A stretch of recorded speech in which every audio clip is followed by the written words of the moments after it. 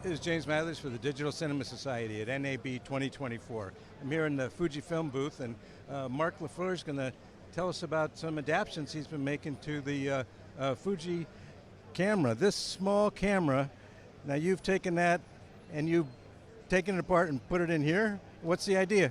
So I think people know us for having a lot of rehoused lenses. This is the first time we've rehoused a camera.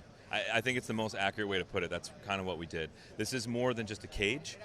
We actually took the camera and we had to remove the LCD screen, and we moved it over to here so we could make this like a proper functioning camera. Because the goal was make this as easy for camera assistants and cinematographers to use. Have a full-size camera with all the functionality they're used to with the most highest end of cameras. Starting with a camera that has a gorgeous sensor, a medium format sensor, but doesn't have as much functionality for video, for cinematography.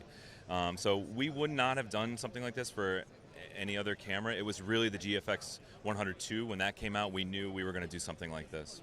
Now that's a huge sensor. It's hard to get coverage for that. It is, and it is in the medium format, which I know is a little confusing for some people because there's large format. Medium format comes from the stills world. It's actually much larger than what we're calling large format in the video world.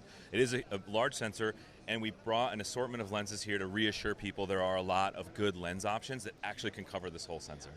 How's it work with anamorphic? I'm glad you asked that. We actually have one of the cameras set up with an anamorphic lens. We're kind of pushing people towards the 4K 16:9 setting for video, which uses the full width of the sensor. And for 16:9, you really want to be in that 1.5 or 1.3 squeeze ratio. And we have one camera body going around that has an Atlas Mercury, which has a 1.5 squeeze, and the full set completely covers the sensor. And it looks stunning. Now your company is Old Fast Glass, I believe, and is this a product that's going to be for sale? Right now, we developed it as a rental item. But there's been so much excitement about it that we've had a lot of people asking us about sales, and so we're considering it.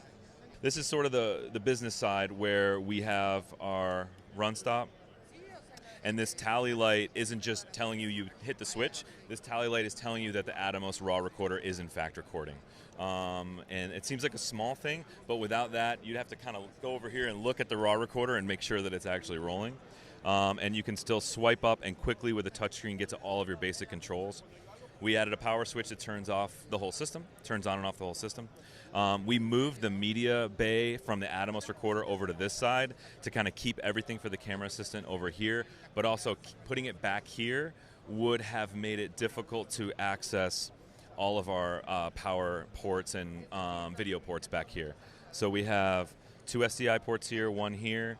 There's 2 HDMI ports, 2 DTAP ports, 2 3-pin Fisher ports, 2 2-pin Limo ports in the back. We've got cage pieces that you can pull off if you want to strip it down a little more.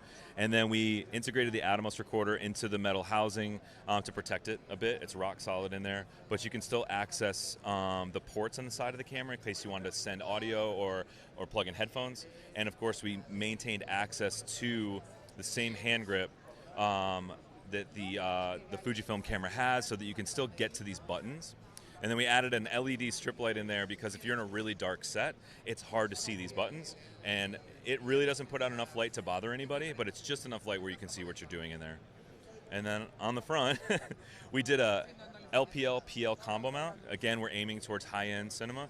LPL is really kind of become a much more common lens mount, and the LPL to PL system is just really great. And we have a rock solid LPL mount that bolts directly onto the aluminum housing.